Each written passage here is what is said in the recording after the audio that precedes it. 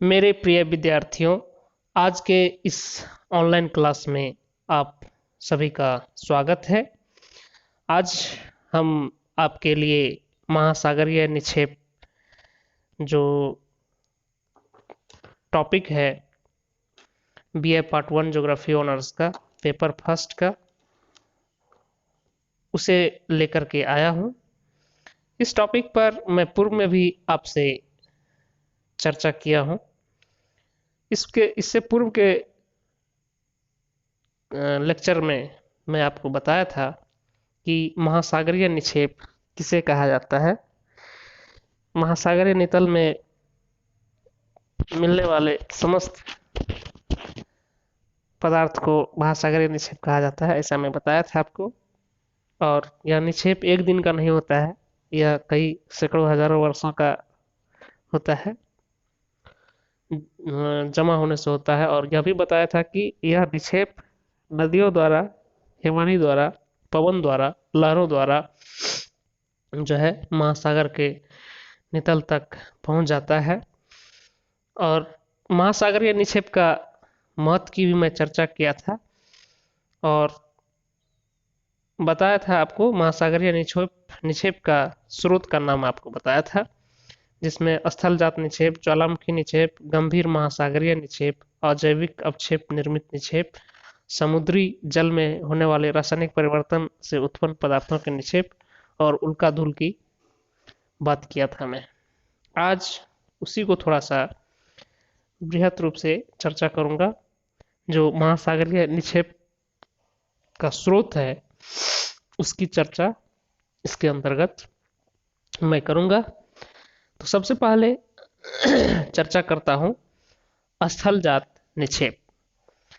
तो स्थलजात निक्षेप जो है यह स्थलीय भाग से महासागर की तली तक पहुंचता है, तो यह स्थलजात निक्षेप होता है। स्थल खंडों के ऊपर मिलने वाली आग्नेय या अवसादी सेलों के विखंडन या वियोजन से प्राप्त मलबे को नदियां बहाकर समुद्र में डाल देती है। इन अवसादों में कुछ घुलनशील तथा कुछ अघुलनशील होते हैं। वास्तव में सेलों का अपक्षय जलवायु की दशाओं तथा स्वयं सेलों की प्रकृति पर निर्भर करती है। सेल चूर्ण जितना ही बारीक होगा, समुद्र तक उसके पहुंचने की संभावना उतनी ही अधिक होगी। तो ये स्थलजात निक्षेप था। अब हम जानेंगे ज्वालामुखी निक्षेप के बारे में। जैसा कि नाम से स्पष्ट है, ज्वालामुखी उद्गारों से जो अवशिष्ट पदार्थ या चट्टान बनते हैं लावा के ठंडा होने से, फिर उसके टूटने फूटने से या उसका बारीक चूर्ण बनने से, उसका जो है विभिन्न तरीके से, या अंतर महासागरीय के अंदर ही अंतः महासागरीय भाग में ही जब ज्वालामुखी का उद्गार होता है तो उससे भी निक्षेप महासागरीय तली में जमा होता है। तो ज्वालामुखी उद्गार से निकले हुए पदार्थ भी महासागरीय निक्षेपों में मिलते हैं। ज्वालामुखी भूपृष्ठीय तथा अंतः समुद्री दोनों प्रकार के होते हैं, किंतु ज्वालामुखी से निःसृत पदार्थों में कोई अंतर नहीं होता है। महाद्वीपों पर ज्वालामुखी का उद्भेदन होने पर उससे निकलने वाले पदार्थ जैसे लावा, राख, प्यूमिस आदि सर्वप्रथम स्थल पर ही जमा होते हैं। कालांतर में उनके अपक्षय तथा अपर्दन से प्राप्त अवसादों को नदियां समुद्र में पहुंचाने का कार्य करती है। कुछ बारीक कणों को हवा उड़ाकर समुद्रों में डाल देती है। झामा अत्यधिक हल्का होने के कारण काफी समय तक समुद्र जल की सतह पर तैरता रहता है, किंतु जब उसके रंध्रों एवं छिद्रों में जल प्रवेश कर जाता है तब वह भारी हो जाने से समुद्र के नितल पर निक्षेपित हो जाता है, जमा हो जाता है। लावा के टुकड़े, झावा, ज्वालामुखी, सीसा तथा खनिजों के कण अपवर्तित रूप में ही निक्षेपों में पाए जाते हैं। तो ये आपने देखा। उसी तरह से महासागरों के नितल के कुछ भाग का निर्माण यदि देखें तो ज्वालामुखी से निकले हुए लावा निर्मित बेसाल्ट से हुआ है। अंतः समुद्री ज्वालामुखी उद्गार से निकले हुए पदार्थों के निक्षेपण से कभी कभी द्वीपों का निर्माण हो जाता है। अब इसके बाद हम देखेंगे गंभीर महासागरीय निक्षेप, जो महासागर के गहराई में होता है। समुद्री जीवों तथा वनस्पतियों के कवच तथा खोलों के अवशेष गहरे समुद्रों में विशेष रूप से निक्षेपित होते हैं। कुछ ऐसे भी गंभीर महासागरीय निक्षेप मिलते हैं जो पूर्ण रूप से चूनामय तथा सिलिकामय अवशेषों से निर्मित होते हैं। ये आपने जाना गंभीर महासागरीय निक्षेप के बारे में। अब हम जानेंगे अजैविक अवक्षेप निर्मित निक्षेप। तो इसके अंतर्गत जब किसी पदार्थ का विलयता गुणनफल अत्यधिक हो जाता है तब अजैविक अवक्षेपों का निर्माण होता है।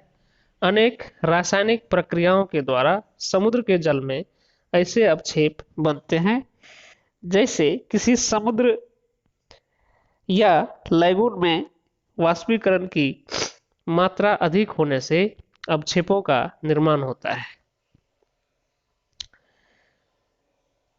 तो ये अजैविक अवक्षेप निर्मित निक्षेप था।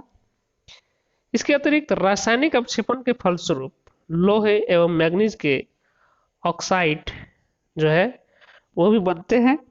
तो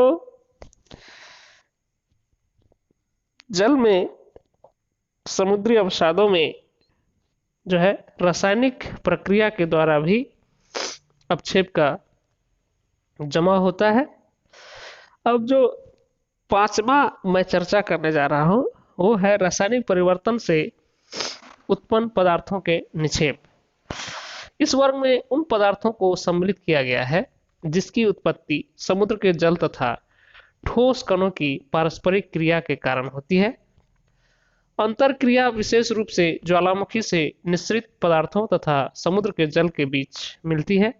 रासायनिक परिवर्तन के फलस्वरूप उत्पन्न पदार्थों में ग्लाकोनाइट, फेल्सपार, फास्फोराइट तथा मृत्तिका खनिज विशेष उल्लेखनीय है। अब जो अंतिम बच रहा है पॉइंट वह है उल्का धूल। तो महासागरीय निक्षेप में उल्का धूल भी जो होता है वह होता है, लेकिन इसकी मात्रा बहुत कम होती है। अंतरिक्ष से पृथ्वी पर लगातार उल्काओं की वर्षा होती रहती है। जब समुद्रों की सतह पर उल्का के कण गिरते हैं तब धीरे धीरे वे उसके नितल पर जमा हो जाते हैं, किंतु उल्का से प्राप्त अवसादों की मात्रा बहुत कम होती है।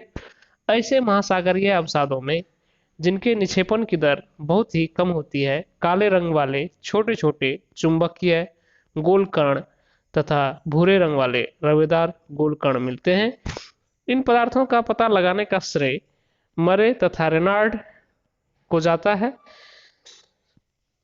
काले गोले कणों का निर्माण लौह तत्व से होता है और इन कणों का व्यास 0.2 मिलीमीटर तक होता है। भूरे कणों में कोंड्राइट तथा सिलिकॉन मिलते हैं। इनका व्यास 0.5 मिलीमीटर होता है तथा इसमें धातुओं जैसी चमक होती है। तो ये जो मैं बताया आपको, ये महासागरीय निक्षेप के विभिन्न स्रोत जो हैं उसके बारे में चर्चा किया कि यह किस तरह से महासागर के नितल में मिलता है, ये कहाँ कहाँ से प्राप्त होता है, इसकी चर्चा किया मैं।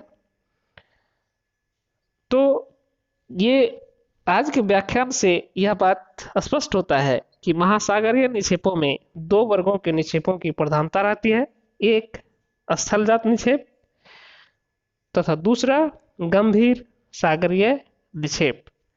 तो आज के इस ऑनलाइन क्लास में उम्मीद करता हूँ छात्रों कि आपने महासागरीय निक्षेप के विभिन्न स्रोतों को भलीभांति जाना होगा, समझा होगा।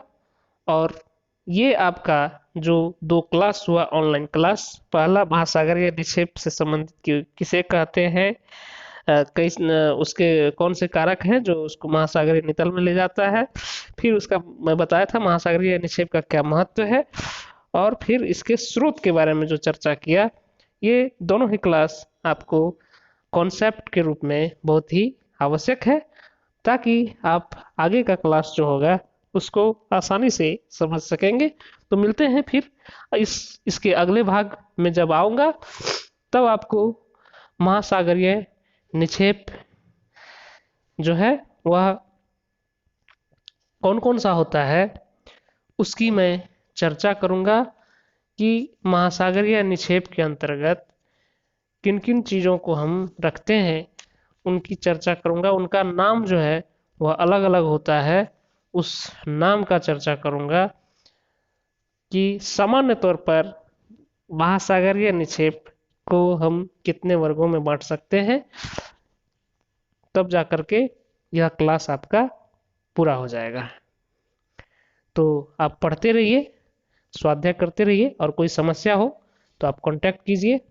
मिलता हो फिर, तब तक के लिए धन्यवाद।